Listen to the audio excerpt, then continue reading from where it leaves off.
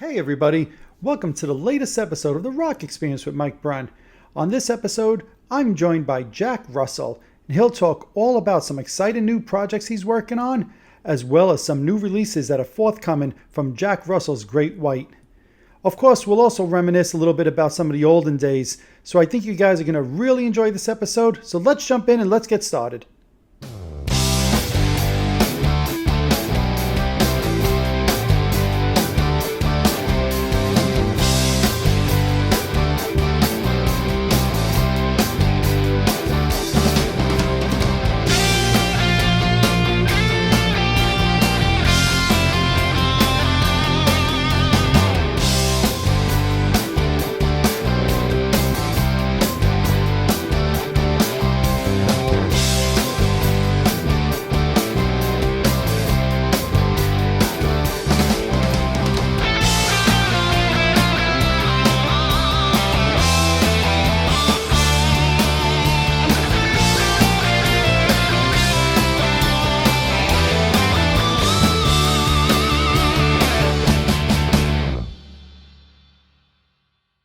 Awesome. Well, let's jump in. Let's get started. I guess first off, Jack, obviously it's been a rough year for everybody with the COVID situation. You, your family, band members, how's everybody doing? Everybody okay? Doing great, everything. I just finished my second round of shots day before yesterday. Congratulations. Congratulations. Feel great. My wife just got hers yesterday. We had to drive like 4 hours each way to get our shots. Wow. Because there was no place out in Denver that would, we could get an appointment at. So we decided to go out to this place called Grand Junction, which is like, 4 hours away each way. We get out there yesterday, and as we're coming back, the road's blocked. We pull up on this road, this pass, and apparently a truck jackknife and 3 other cars were in it, and it shut the pass down. So we turned around, followed their detour, ended up on another road closure, had to turn around from that, ended up at another road. Oh my God. Wow. And finally ended up meeting this truck driver, and we followed him all the way to Denver, actually to Colorado Springs, which is an hour and a half from Denver, and we drove up from there on our own. We got home like 1 o'clock in the morning, and we had left like about 10 o'clock that day. Wow. So it was a long day in the car. Well, hopefully, obviously, you got the second shot, so that's good. Right. It was worth it, Right, absolutely. Now, how's the hip doing also? I know you had hip surgery in October, November. The hip's feeling really good. I've been going to a lot of physical therapy on it, and it feels really good. Great. So that all leads to, you got the shot, the hip's doing well. It's exciting. I think you guys have some shows on the book starting in a couple of weeks, right? That must be exciting for you.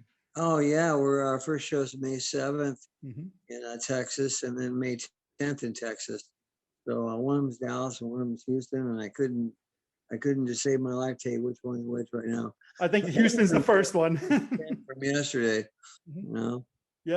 Yep, of course, absolutely. And you're gonna have more shows to announce, I heard as well, right? Sure, yeah, absolutely. Yeah, we've got more shows. I know we got some at the end of the month, and then we're into June, and I mean, we've into August, November, October. We're making up for last year. We're starting to get more shows under our belts. And I think, just the fact that people are going to see us out touring is going to be like, oh wow, they're out. Okay, so it's not a rumor. Let's book the band. Right. So, I've got a lot of projects I'm doing other than that. I got this Tracii Guns thing because I'll be working on his solo album. Oh, nice. Yeah, that'll be groovy. And then we got the band's album, of course, and so it's going to be a really good year, Yeah. So you mentioned the band's album. I know there's been talk about a new album coming out. What's the status on that? We're about 3/4 of the way done with the writing, and once that's done, we go in. Awesome. But it's sounding good. The record's going to be a good record. It's going to be a good follow-up to the last one. That's exciting. I know the fans will be looking forward to it. And you said you were working with Tracii Guns as well. What's that? Yeah, he's got a solo album he's doing. So the label called up and asked me to do the vocals on it. Oh, and nice. After some hemming and hawing, we finally came to an agreement that I'm happy with. and you know, it's going to be a good thing. It's going to be a good thing. That sounds exciting. When would that come out? Do you know? I don't know. Don't really know. I've got you know a long time to work on the vocals because I told him I go I need some time if you want me to do this because I'm going to be on the road. You're going to be working on the band's new album, and I don't want those to suffer due to this. So I like to get them all done, but you know I have my priorities. Of course. So you know they're cool with that. They said okay, we understand, and they're giving me enough rope to hang myself, I think. Oh, that's cool. Now, you've mentioned the band a few times. For those watching and listening, tell people who's in the band with you right now in Jack Russell's Great White. Dickie Fleazar's on drums. Tony Montana's on rhythm guitar, well, not rhythm guitar, lead guitar and keyboards.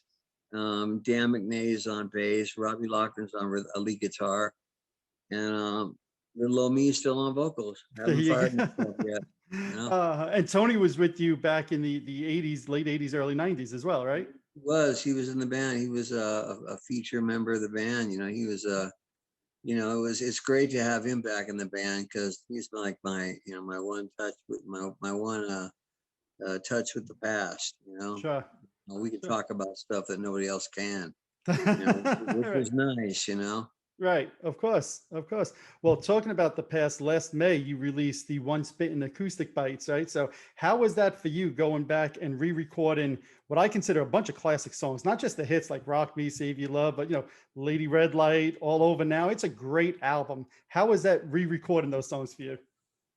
It was great. It was a great experience. I'm glad we did it. We're gonna do the same thing for Twice Shy and for Hook. Oh, nice. You Oh, know, very cool. and we had so much fun doing it. I thought, what the hell, let's do this again, you know? And it's a great way to play the songs. I mean, you know, I've always felt that we pick a lot of our songs, like if we can't play them on acoustic guitar and a voice, then they have no merit. You Agreed. know, you should be able to strip them down and play them and still have them make sense, you know? You Right. can add all the icing in the world to a crappy song and it's still going to be a crappy song with icing on it, you know? So true. Absolutely. So what's the release plan for those? Is that sometime this year or are we talking a couple years out? I don't know because I've got so much going on and the band's got so much going on. We've got this great Zeppelin 2 album coming out Yeah. in a few months. And, you know, it's gonna be, I don't want to put more than 2 albums out this year, you know. So I figure that's gonna be one, and then the new album will be 2, and then the rest will have to come out next year, you know, because Sure. I don't want to have 3 albums out in 1 year. That's just a little ridiculous, you know. Of course, of course. Plus touring, that's a lot of work. Right, exactly. It's not just the work, it's just the fact that that's just a little bit of ridiculousness, you know what I mean? Oh, we got 28 albums coming out this month, you know? Right, right, right. Absolutely. Now, one of the things I love doing when I listen to music is I always sit there and I read the liner notes, I read the songwriting credits. And when we're talking about the One Spittin' album, I always notice that the song Save Your Love, normally you were writing with band members. Talk about how that song came about. I mean, you mean Stephen Williams. Well, you know, that song, he played the initial tracks to me, the guitar parts, and I was like, this is really pretty. I think I could write something to this. So I took it home, if I remember, and I listened to the cassette. It was cassettes back in those days. Sure. I listened to the cassette, and I came up with some what I thought were decent melodies. And then I came up with the words, and you know, the rest is history. And Mhm.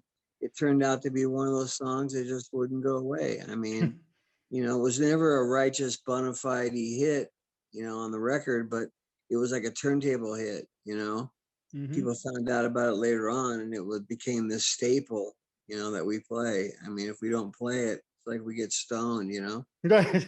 Oh, quit throwing those rocks, you know. Right. Well, you know, I remember seeing you guys, I think it was Solid Gold, if I remember right. You performed it on Right. Solid Gold, right? Sure, So, sure, sure. yeah, so there was some level of success behind the song to me. Oh yeah, there was. I'm not saying there wasn't. I'm just Right. saying it wasn't the big success you would have thought of, like with Dream On. I mean, that was never a Sure. hit initially.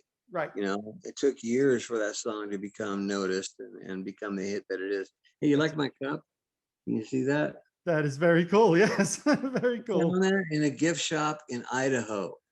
Nice. What does it say on the bottom of it? It's got a Jack Russell Terrier Oh, with a nice. shark fin strapped to his back on a life raft, and you know it says Captain Jack. Can't go wrong with that. Very nice. Is that amazing? I couldn't That believe it. is I'm like, cool. this is like so, It you was know, made for you. Jaws, Right. and it was a gift shop in Idaho. That's So very cool. That's very cool. Now you mentioned before, covering Led Zeppelin. You guys, to me, well, you and Hart are the two bands that just cover Led Zeppelin like nobody else could, right? And on thank the you. new and on the acoustic album, you did do um They uh believe you. and so obviously you had that on the MTV Unplugged thing originally. What made you decide to go back and re-record that one also? Well, we just felt that it was one of those songs that, we like to play. We played it well, and we wanted to give it a shot in this type of an environment, Yep. musical environment that is. And it was, I'm glad we did it. It came out really cool, Agreed. you know. There was some nuances in it that I didn't have when I sang the original versions that I put back in the song, to make it more akin to the original version. I Sure. mean, because when I do Zeppelin, I'm not trying to make the songs my own. I'm Right. trying to do the songs as Zeppelin would do them. I'm Right. trying to be as close to the original as I can get. I want people going, is that Robert Plant? Right. I was like, Right. no, that's Jack Russell. No way. Right. That's what gets me off. You know what I mean? No, and I could say in the '80s that you guys had that effect on me. I think it was the Recovery Live album where you did the Immigrant Song and Rock and Roll. And when I heard those, I'm like, that could be Robert Plant. And I mean that in an extremely complimentary way. I mean, those were incredible Sure. covers. Well, yeah, one of the coolest moments of my life. I remember Robert Plant was doing this interview on the radio, and they were talking about, Coverdale ripping him off and blah, blah, blah, blah. And he goes, you know what, that Jack Russell guy, he goes, he sounds more like me than I do on a good night. Oh, wow. Whoa, I didn't even know this guy knew I even existed. Right, right, right. I had a compliment to say about me as he's bagging on Coverdale. I was Um, like, wow, but he obviously he gets it. He gets that I'm not trying to steal his stuff. I'm just paying him homage. right, right. And I'm And the guy assuming was a growing up, huge that was, influence. I'm sorry, say that again. He was a huge influence on me as a child. That's what I was just going to ask. I'm assuming he was a huge influence as a Yeah, singer for you as well. sure. Him and Tyler. Hmm. Can't get better influences than that, in my opinion. No, no, who oddly enough is a friend of mine now. I mean, that's just you never know what's gonna happen in this weird world of rock. That is very true. Now, at what age did you first get into music, right? You're talking about your I influences. What was age? 11 years old when I started my first band. Oh, wow. Wow. And was it a rock band? Yeah, it was a rock band. Oh yeah. Very Yeah. cool. Very cool. Now, you've been very open about the fact that you had a rough childhood, in jail at a young age. How do you think that kind of influenced and molded you as a songwriter over the years? Well, I think growing up quick really you know, ended up tackling a lot of issues that I wouldn't normally have had to tackle, the drugs thing and the crime thing and just all the stuff that comes along with growing up too quick, you Mhm. know. Yep. And if I had to do it all over again, I'd do it the same way. What the hell am I talking about? I Oh, mean, that's it was rewarding in its own way. I mean, I had an enjoyable, what I would call childhood. I enjoyed it a lot. hmm, We had a lot of fun in those days. that's awesome. That's Yeah, it awesome. was just damn good to be alive. Without a doubt. And one of the things that to me on your Historic Coming album, you have the song My Addiction. And to me, you listen to that and the way you're singing that and the lyrics on that, it feels very raw and emotional. And it's first person. My addiction has me on my knees. I do anything to relieve my pain. It's very first person, and it's an Sure. incredible, well-written song. I love that. Thank you very much. Thank you very much. That's one of my favorites on the album. It was my life story, and there's nothing easier to write about than real stuff. And I find myself, writing about myself a lot because, there's a lot of input there and there's a lot of things to talk about, when I'm speaking of myself. Sure. Um, because I've been through a lot. I can touch on things that nobody really understands, spending a year and a half in jail and a drug robbery, for shooting somebody. Right. You know, it's it's all coming out in the book.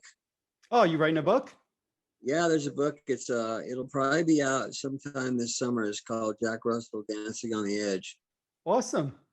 Awesome. Yeah, it's gonna be a tell-all book, Okay. mostly telling all about myself. Right. Right.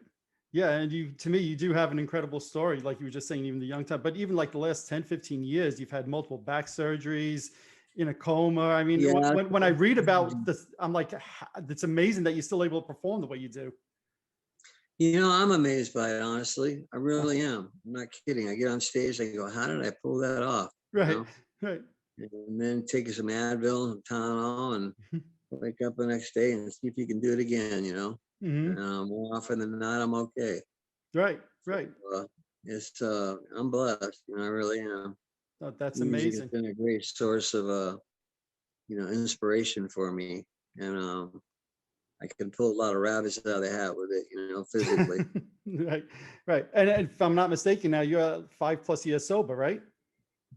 Yeah, yeah, I'm closing in on that right now. Yeah. Congratulations. Thank you. Thank you. It's been a hard road. I mean, it's not been easy. Hmm. Sometimes I felt like it's like, oh, just screw it. I want to just do it. And you go, nah, the more time you got in, the harder it is to waste. Sure. So, and my band counts on me and the audience counts on me. And I've been down that slippery slope before and I'm just tired of being there. I'm sick and tired of being sick and tired, as they say.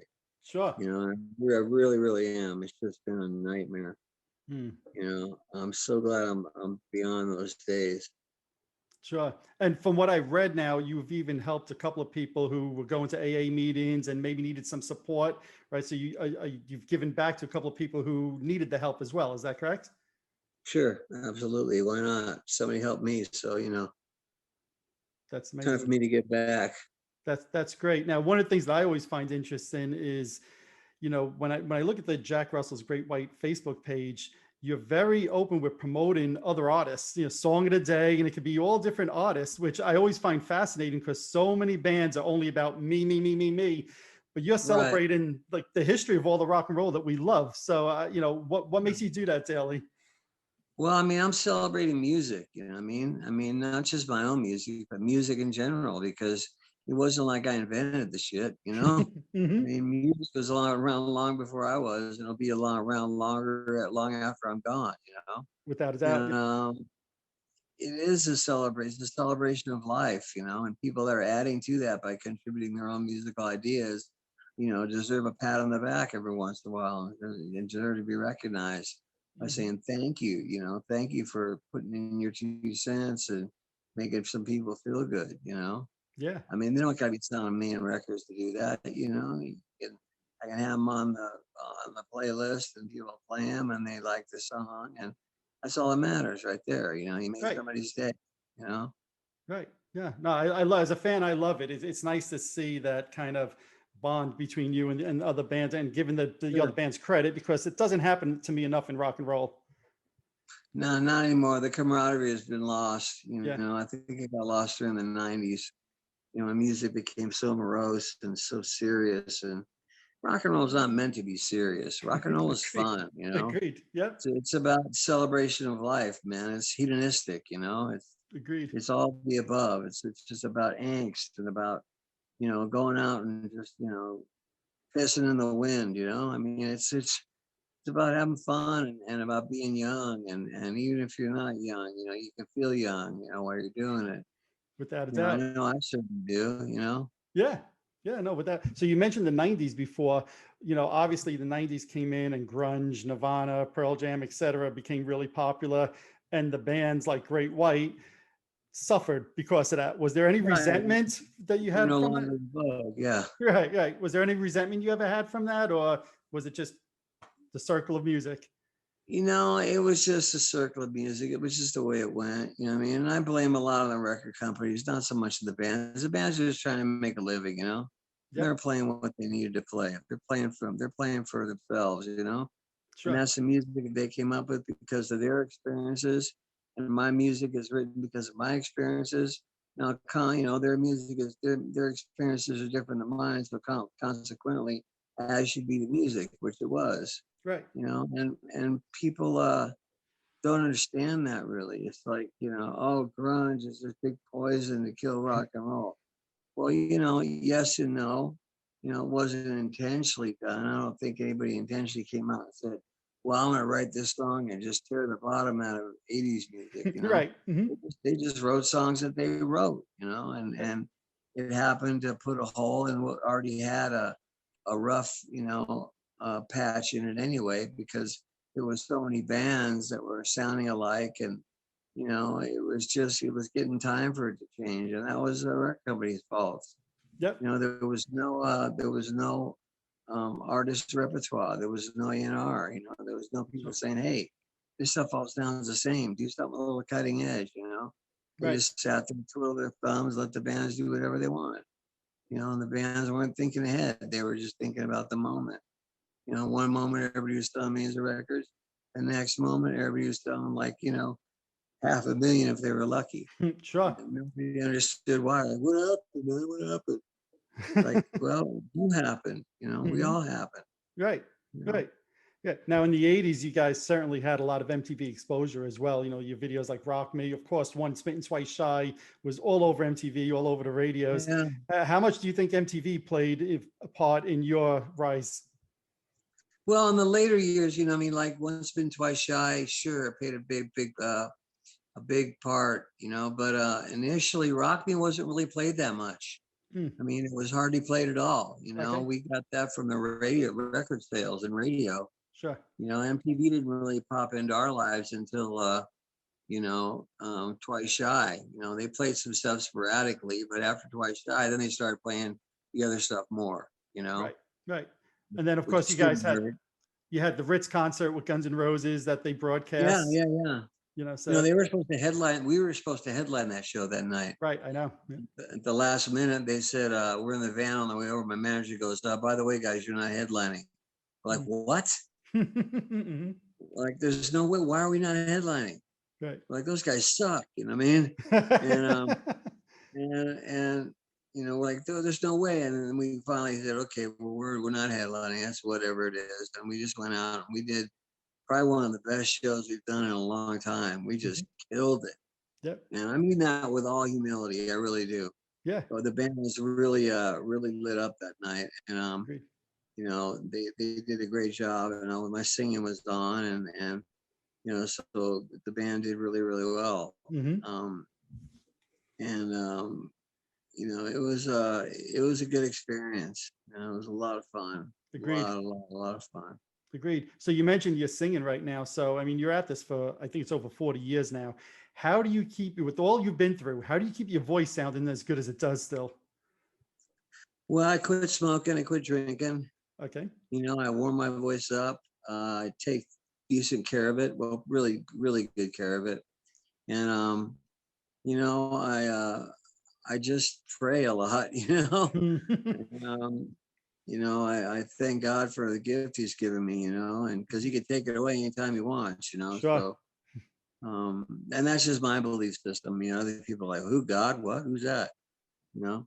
But, for me, it's, I believe in God, and I believe there's a power that, controls, not everything, because everything's human, human will, but, has his hand in a lot of stuff if you let him, and he's made my life very, very comfortable, That's great. And it's amazing too, because I had so many people when I was going into high school, that wanted to be musicians that were really talented guys. Sure. I mean, you think, well, this guy's going to make it for sure. I mean, there's no way he wouldn't. And they didn't, And here's this dude, this old former drug addict that was just party guy, surfer. Everybody saw that guy never amount to anything. Next thing you know, I'm playing the Forum in LA, which is like the big gig, Sure. And it was quite an amazing feeling. I mean, it really was. And it's just been a really a great ride. I have no complaints. That's awesome. Was there ever a time in those early years, like I think after your first album, the label dropped you, was there ever a time you thought this might not happen? No, I never did. I always believed in it. I just always did. I felt that there was a chemistry that me and Mark had, and or Mark and I had, and it was undeniable. And I knew if we just kept plugging along, our day will come, you know, Right. and it did. It did. It didn't come when we thought it was gonna, but it came, a few years later, and it was great. It was great. It was like high fives everywhere, and hugging and kissing, and Hmm. just being bros. We pulled it off. We felt like we made the monumental achievement again. Sure. And it really is a monumental achievement when you think about it, because how many bands out of how many bands out of how many people actually become successful and So true. sell millions of records, Grammy nominations? Not many. No, no, that's very Not true. many. Very true. It's a really hard thing to do and to pull off. You could be in a garage band easy, but being in a band that's up a few rungs, it's unexplainable, really. Yeah. I'm Yeah. just No. I'm just glad that I was picked to take the ride. No. It's like being It's on the perfect wave. without a doubt. And you were fortunate in the early days. You were able to tour with Priest and Whitesnake, right? And then in the late '80s, you did a tour with Tesla and Badlands, if I remember right. Yeah, it was Yeah, Tesla and yeah, Badlands, yeah, right? yeah, yeah. We So I did mean, the you, double header tour with yeah, Tesla. Yeah, one night would headline, one night that headline. Yeah, it was great. yeah, It yeah. was great. Yeah. Now, in the late '90s, you did an album, "Can't Get There From Here" with Jack Blades, right? So, what was Yeah. that experience like? Right, a lot of songs you wrote with Jack. What was that experience like for you? Yeah, it was an amazing experience. I mean, because we had worked with Jack before. We did a tour with Night Ranger back in '86, Okay. and it was just fantastic. And Jack had called me at one point to do some background vocals on the Seven album, Mhm. and it was he had me come in and do all the high parts. You know, and it's funny because if you listen to that record, you could really hear my vocals. They're really pushed Yep. out in front. And I was like, Okay. whoa, quite the compliment. Have you heard it? Yes. Yes. Absolutely. I have. Oh, okay. Yes. Okay. It's a good Yeah. record, huh? It's a great Night Ranger is a great band as well. Yeah. Mother Mayhem. There you Yeah. go. What a great tune. Hmm. Wild daisies pushing up through the residue. Yeah. What a great song. Awesome. So I did that, and then we got reacquainted, and he called me up, and I called him up when I was working with John Kalodner, and I said, "Hey, man, you want to produce our album? I think it would cinch the deal with John Kalodner if you did." He goes, "Well, I would love to. I would love to." So got the in and told John, and John was like, "Okay, I'm all the way in." Mm. And we got together with Jack, Michael, and I. We went up to his house and stayed there for a few nights and wrote some songs, demoed out some tunes. And it was funny because a couple of the songs I actually kept the vocals on from the demo.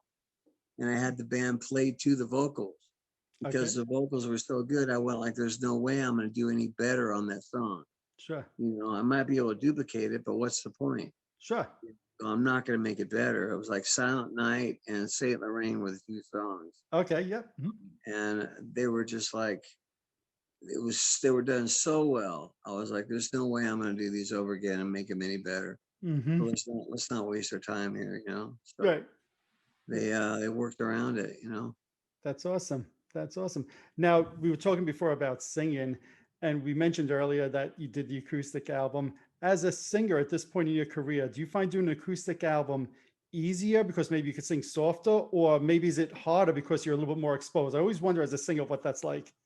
Well, it's like singing the other record really, because I don't like, tone it down, like, not tone it down. I mean, turn it down, like, my was bitten twice shy, babe. I'm not singing like that. I'm singing at full gas. Sure. I'm not taking any of the throttle off. So it's not any different for me. I mean? The guitars sound different, but the volume's the same. Okay. Yep. So Yep. the song remains the same. You know what I mean? There you go. It's all the same to me. I mean, acoustic, full band, it doesn't matter. I'm still singing with the same, vigor, you know.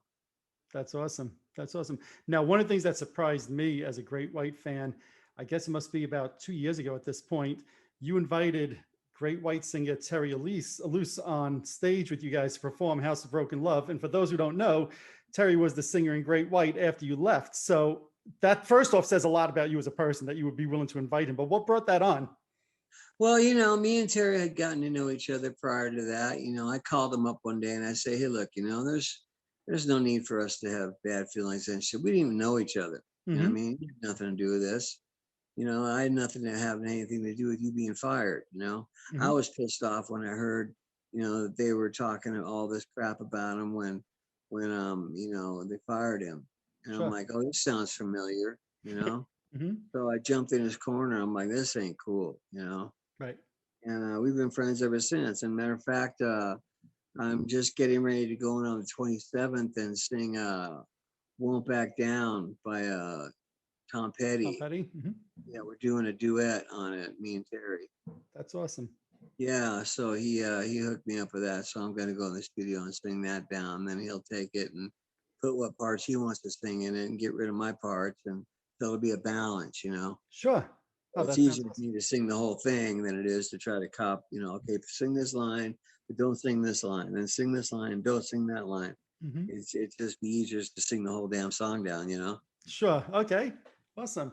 So that's something else that Great White fans and Yeah, Jack yeah. Russell fans can look forward to. And you got a lot going on your plate, so that's amazing. One of the things also to me as a fan, we were talking about, how you've supported these other artists. I know at one point when were unable to perform with Great White, Janie Lane stepped in and played some shows with them. And in my mind, did an amazing job. So what were your thoughts about him stepping in? He did. I asked him to do that for a personal favor. He didn't want to do it. He Hmm. told me no. And I said, dude, please. I go, really do it for me. You know what I mean? He goes, all right, Jack. He goes, I don't want to do it because I'll do it as a personal favor for you. And he did such a good job. I was so impressed. He didn't let me down at all. He went in there and just blew it away, and I'm not easy to follow. I And agree. he did a great job. I mean, my hats are off to him. He Hmm. really did a great job. It made me proud. Yeah, no, it's like you said, it's not like when I heard he was doing those shows, I was like, well, how's he going to do Save Your Love, right? That's not an easy, I would think that's not an easy song to sing. You got to be on your A game. And when I saw the video, I'm like, well, all right, he did a good job on that. I was very taken back because that to me just seems like such a hard song to sing. Yeah, Yeah, yeah. No, he did a great job. I was very cool. really pleased with his work. I mean, and I talked to his widow. You know, And Okay. I said, it's really great because, the last thing Jamie did, he saved me, he saved my career, by Mm, doing that, for me. And he goes, Jack, you saved his because the last thing he did well was go out and sing for you. mm, He goes, everything else was just drunk. right. It was just so sad. He goes, but when he went out and did that for you, he was sober and he really had it together and he sounded great and he took it real serious. And she goes, that was the thing that made a difference for me was, that he did it really, really well. And she goes, Sure. I've got pieces of gum all over the tour bus, celebrating, Hmm. his success on that. Sure, without a doubt. Now, if I'm not mistaken, I think you're coming up on about 20 years or so that you've been doing the Jack Russell Great White. Am I right? Roughly, it's about 20 years. Oh no, let's see. I think it's like 10. Yeah, Is it? it's 10 because I told the band to take a walk in 2000 and 2011. Okay, It'll be 10 years now this year. In gotcha. Okay, December, in December 11th of this year will be 10 years. got it. So Okay, so that that's when. leads right to my question because I thought you were doing the Jack Russell Great White in the early 2000s. So, do you ever find Yeah, we did that. We did that. We did Okay, Jack Russell's Great White in the early 2000s. That's because I had my solo band. right? And I just brought Mark in with my solo band, and I didn't feel like I could just call it Jack Russell. I brought Mark in so I could validate playing some of the Great White songs. Okay, I yep, didn't want to just play a bunch of Great White songs with my solo band and not have somebody that was the meat and potatoes from Great White. sure. So we did it. We did it together. He was a hired employee, and I paid him every week, and Right. he came out and played the songs for me. So Gotcha. he was just a hired Joe at that point. Okay. All right. So that makes sense now with the timeline I was thinking. So, but that leads me to ask you, do you ever feel like there's confusion with fans between the two versions of Great White, yours Sure, and sure this? there is. I mean, I heard from a lot of people, hey man, I went to see you in Florida, and this other guy was on the stage, man. I got pissed off and asked for my money back, you know what I mean? And split, I mean, I find it amazing that after 10 years, people still don't know, Sure. I mean, but I guess, people don't sit there and live, on the rock pages and, I mean, listening to Metal Sludge Right. or mouth or I mean anything else, and they just hear their information piecemeal. I mean, they may not have heard about it. I mean, it's totally possible. Right. I mean, and why would they lie about it? Yep. So I get it. I mean, not I mean, some people haven't heard that the world is not flat. You know what I mean? Right. So fact, true. there's a flat Earth society. You know what I mean? Somebody needs to get them on board. Oh man, you ain't kidding. You ain't kidding. So, do you think that there's ever a scenario? I was interviewing Mark a while back ago, and he said he likes just having the memories of the two of you guys performing together. But could you ever envision a day maybe where you would perform with Mark and even Michael Lottie again? No, not No. at all. Okay. That, No, I mean, Mark, every time Mark gets a chance, he goes out there and says horrible things about me. And then he closes it with, but I love the guy, man, and I wish him all the best. mhm. It's just like, really, dude? You're going to sit there and burn on me for an hour and talk Right. about what a big drug addict and alcoholic I was? It's like, you forget how bad you were, hmm hmm and I put up with it. Right.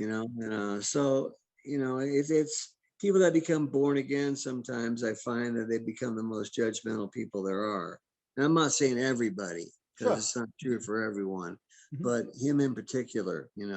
hmm And don't get me wrong, if Mark called me right now, I'd love to have a wonderful chat with him and talk about the old days.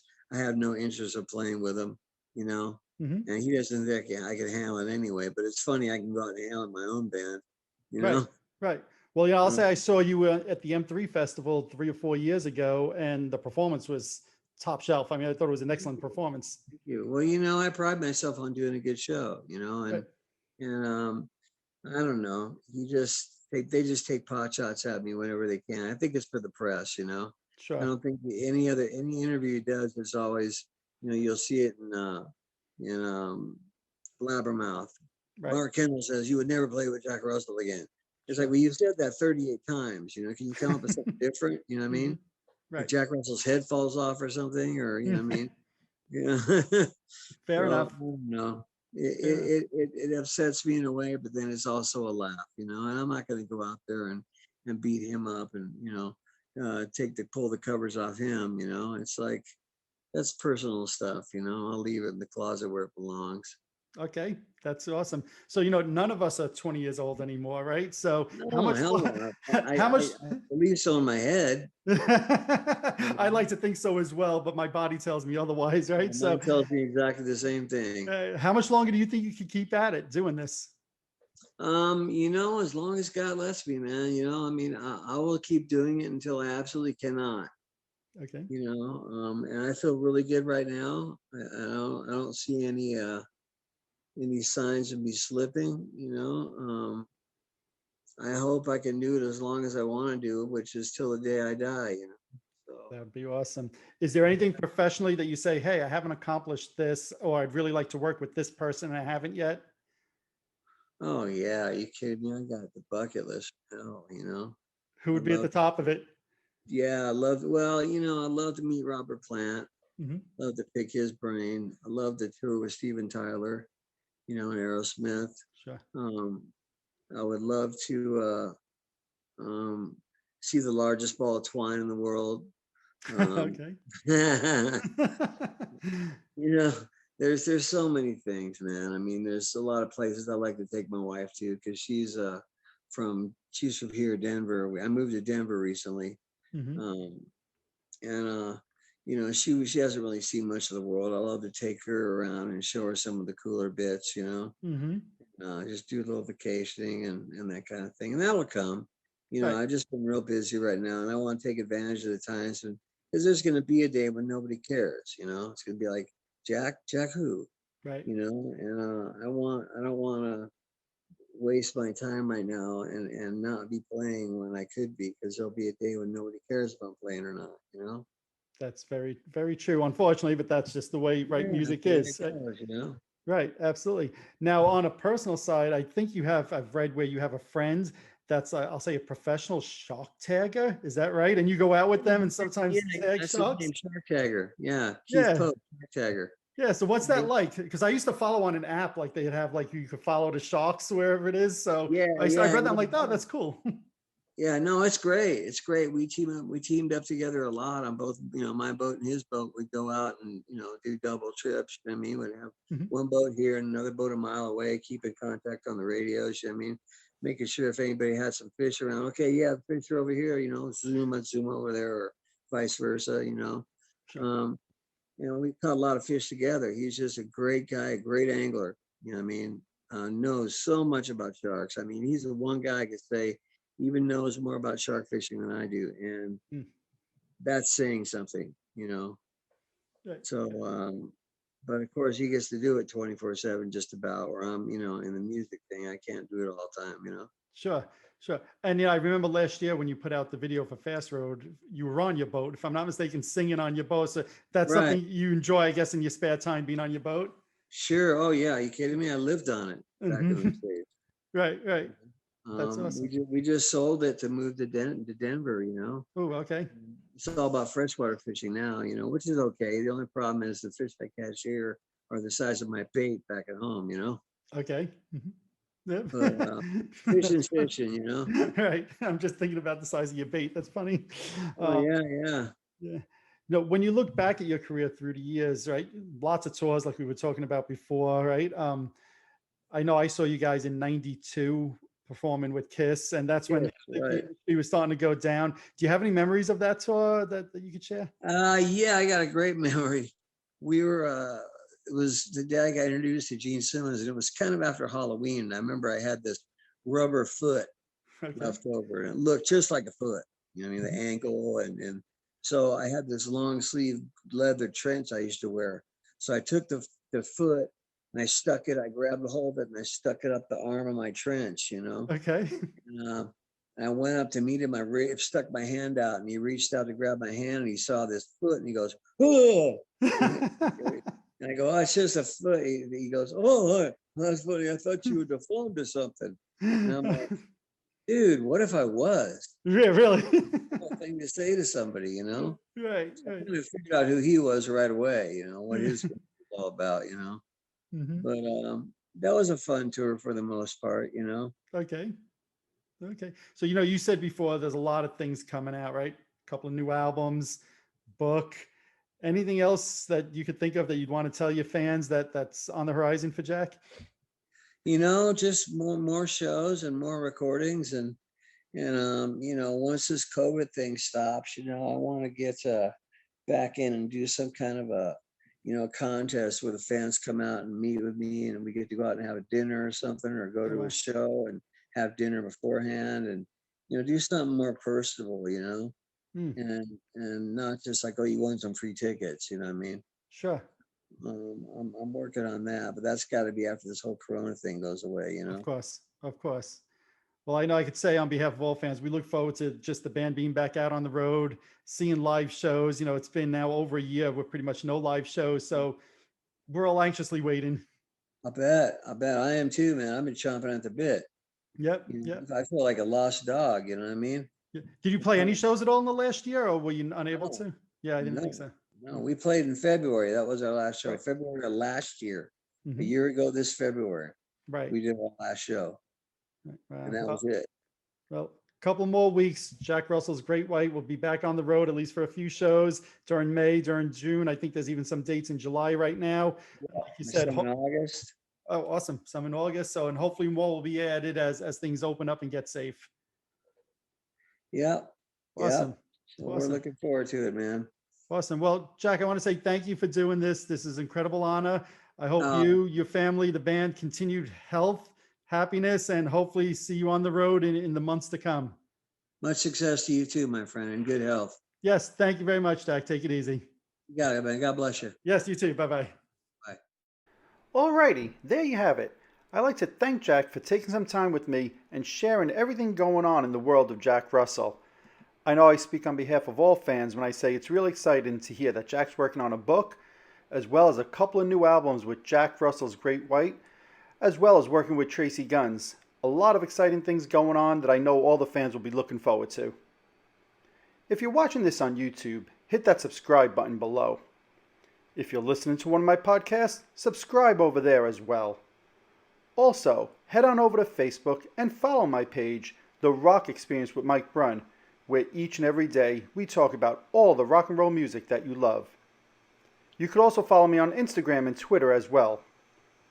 That's it for this episode. Thanks for watching. Thanks for listening. See you next time.